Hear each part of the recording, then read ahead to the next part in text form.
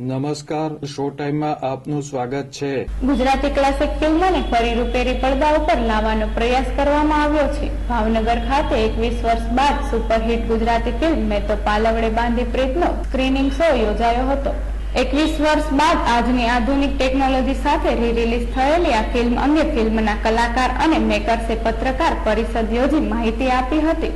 બસ ભાવેડાના આંગણે આવ્યો છું આમંત્રણ આપવા માટે, કારણ કે આપણા ઘરની, તમારી ને મારી, આપણા બધાની છેલ્લા 2 દાયકાથી સૌથી લાડકી ફિલ્મ, જેમાં આપણા રૂટ્સ, આપણા કલ્ચર, આપણો રંગ, આપણી મર્યાદા, આપણા સંસ્કાર, આપણા સંબંધો, એની સાથે બનાવેલી એક અદભુત લવ સ્ટોરી જે 2 દાયકા પહેલા, એક્ઝેક્ટલી 21 વર્ષ પહેલા આપણે લાવ્યા હતા, તે જમાનામાં ખૂબ મોટી હિટ થઈ હતી।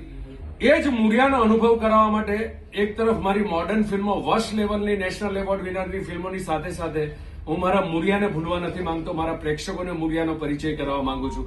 એટલે દર વર્ષે એક આવી ક્લાસિક લઈને આવું છું અને મને આશા છે, મને ખાતરી છે કે 100% જે રીતે ગઈકાલે અમને પ્રતિસાદ મળ્યો કે સુરત થી લઈને આજે દરેક જગ્યાએ વાતાવરણ બંધાવવાનું શરૂ થઈ ગયું છે, અદભુત શો જઈ રહ્યા છે, લોકો 200 ટિકિટ ખરીદીને માવતરોને બક્ષિસ આપી રહ્યા છે। આપણે હમણાં આજના શોમાં જ્યાં હાજર છું ત્યાં મેં એક આખું ફેમિલી જોયું છે, યંગસ્ટર એના આખા ફેમિલી માટે ટિકિટ ખરીદીને લઈને આવ્યા છે, કારણ કે મેં એ લોકોને 15 દિવસ પહેલા કહ્યું હતું કે તમારા મા બાપને તમારે સૌથી મોટી બક્ષિસ આપવી હોય તો બીજી મોંઘીદાટ વસ્તુ ના લાવશો, આ ફિલ્મ તમારી આજુબાજુ લાગે ત્યારે 2 ટિકિટ એમના માટે લઈને એમને મલ્ટીપ્લેક્સ પહોંચાડો।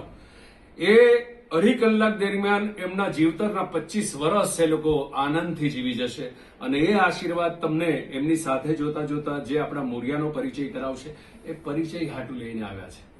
ભાવનગર ખાતે એન્ટરટેનમેન્ટ પાર્ક મલ્ટીપ્લેક્સ ખાતે યોજાયેલી સ્ક્રીનિંગ શોને પહેલાની માફક જ દર્શકોનો પ્રતિસાદ મળ્યો હોવાનું ફિલ્મની ટીમે જણાવ્યું હતું।